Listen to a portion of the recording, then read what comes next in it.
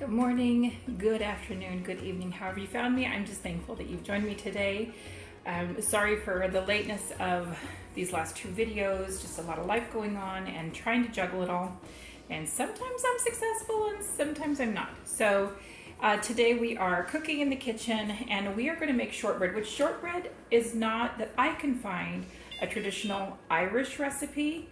However, a sweet cookie is common throughout the world, and this recipe most likely originated from England. And it's kind of interesting that this month we do celebrate or have a tendency to celebrate Irish culture, but there's a lot of things that are misnomers about Irish culture. And so even though I'm making a shortbread, it is not an Irish recipe. This is most likely an English recipe, and they are two different countries. So just keep that in mind as we are making this today. I am, however, going to use this beautiful, it's called Brown Bag Designs, and it's a beautiful piece of pottery that I'm going to use. I don't know what they call this. I'm really bad about that. But it has all of these. It has the 7 Celtic nations represented in there. And so the thistle is Scotland, the dragon is Wales, this here I believe is England, the rose is England, or maybe it only represents some of them, and then the, I thought it represented the 7, it does not. And then here we've got an Irish knot, so that would represent Ireland. So I guess it's representing Scotland, Wales, England, which is the Tudor rose, and then Ireland. So it represents some of the Celtic nations. And then I'm going to use my trivet that I received in my Irish at Heart subscription box as a welcome gift. We subscribed for 6 months, and it was so neat when I opened it. The trivet was one of the things in there, and this was another thing that was in there, which this is a little cottage, Irish cottage, and it has the peat in it. And I had actually already had one, so I gave the new one to my best friend, and then I stick it on this cute little platter that I found that has a 4-leaf clover on it, just because it's just easier for me to move that way.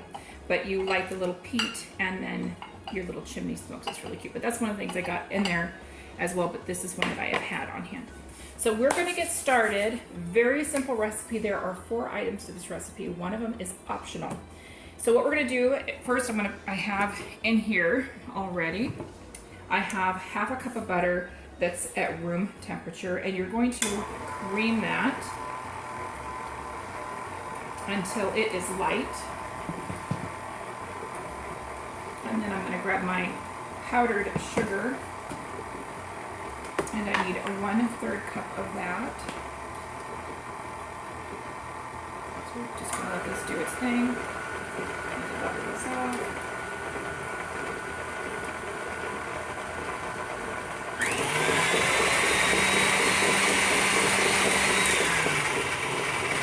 Alright.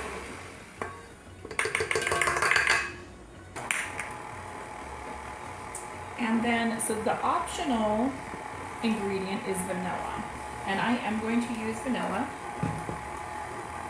and this is what I think I picked up at Costco, and it's a great vanilla.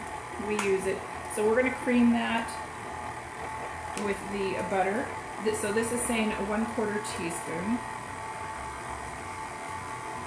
I'm going to add that to it. Just let it do its thing. And then the last thing, let me bring this up a little bit. So this is how simple this is. We are going to add 1 cup of flour, and I'm just using white unbleached flour. You could use lots of different flours.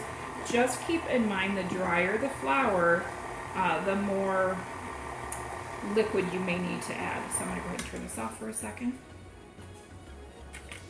Lift this up so I don't want flour all over me. And we're going to let that stir. I already have the oven preheating to 325. I'm going to take this beautiful piece of pottery that I showed you a little bit earlier. think I got this from the Scottish Country Store, which is based out of Oregon. And at one of the events that I've been at, I saw it, I thought it was beautiful, had to get it. And I'm just spraying the dish with nonstick baking spray. And I'm just gonna let this stir up.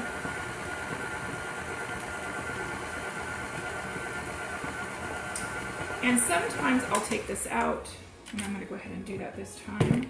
I'll take my ring off too. You know how it is when you are getting your hands all dirty.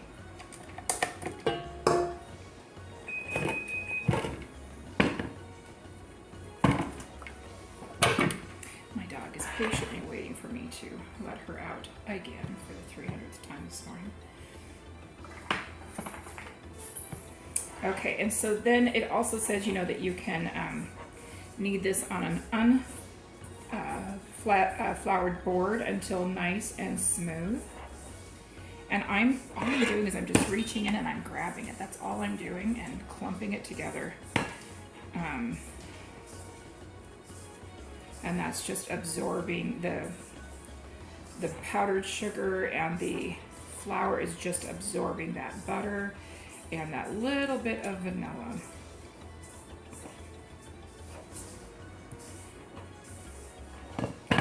Part of why I chose shortbread as well, even though, like I said, it's not an Irish. Usually there's cakes or puddings. Those are the most traditional Irish desserts. And I will be making some of those, and breads. Like I think it's, how do you say it, Bambrack or something like that. That's made in October for Samhain, or what we call here in the United States Halloween. So part of the tradition was borrowed from the Irish. Okay, so you're just going to get that nice together, and what you're going to do then is you're going to press it into this mold.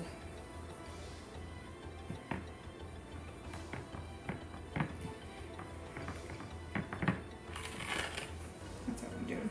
So one of the dishes that I don't make, I didn't grow up with it, but I also just not interested because it's not a traditional Irish dish, is corned beef and cabbage. That's something that most Americans think is Irish. And it's considered Irish American. And kind of the story behind that is in Ireland, they did raise beef. However, they couldn't afford the beef. It was sold to the rich English. And they were known up until the mid-1800s for their amazing corned beef that was made in Ireland. And once the potato famine hit, that kind of went by the wayside. And when Irish came to the United States, they had a tendency to,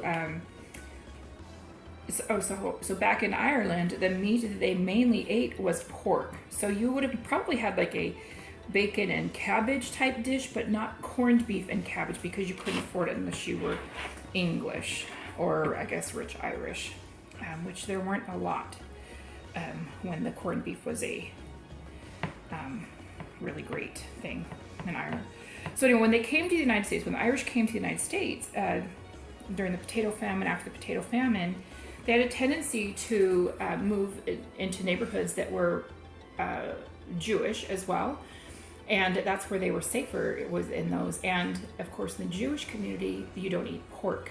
So the corned beef that we eat today is actually a Jewish corned beef. And there's nothing wrong with it, but that's just kind of a little bit of history. But I just am not interested in corned beef and cabbage. I would rather have bacon and cabbage. So, all right, we've got that nicely pressed in there. And then we're going to stick it in the oven for about 30 to 35 minutes. And I'm going to put that in right now, and I'll be right back.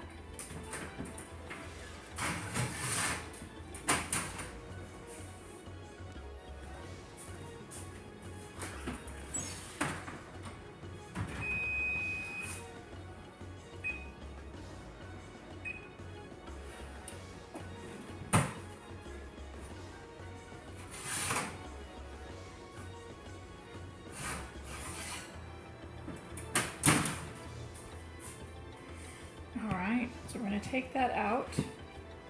You're going to let it rest for about 10 minutes. It's going to cool, and then we're going to let it do its thing. So we're going to let it rest for about 10 minutes. Then we're going to take a knife. We're going to, I'm just doing that right now real quick, loosen the edges.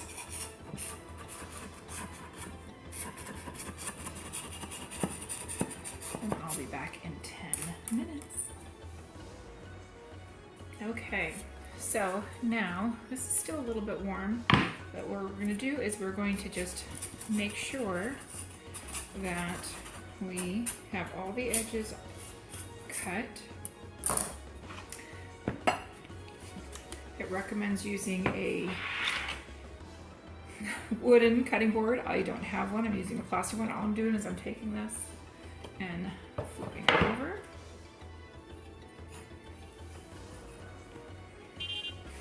And it comes out beautifully, so I'll take a picture of that. But what you're going to do too, while it's still warm, you're going to go ahead and cut it into serving pieces. So I'm going to go ahead and do that.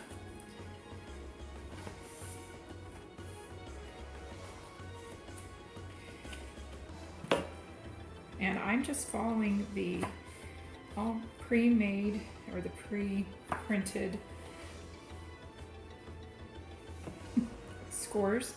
Oh, I was saying earlier, the reason why I chose shortbread was because this time of year in our area is when Girl Scouts are selling cookies, and it is so, I love their shortbread, but it is so nice to have homemade shortbread. So I will take a picture of this so that you can see what it looks like up close. But I hope you enjoyed this time with me today, and I look forward to seeing you next week. I can't believe we are already in this next week is going to be quilting, and the quilt block we'll be doing is actually a form of the Irish chain. So blessings, and I will see you next week.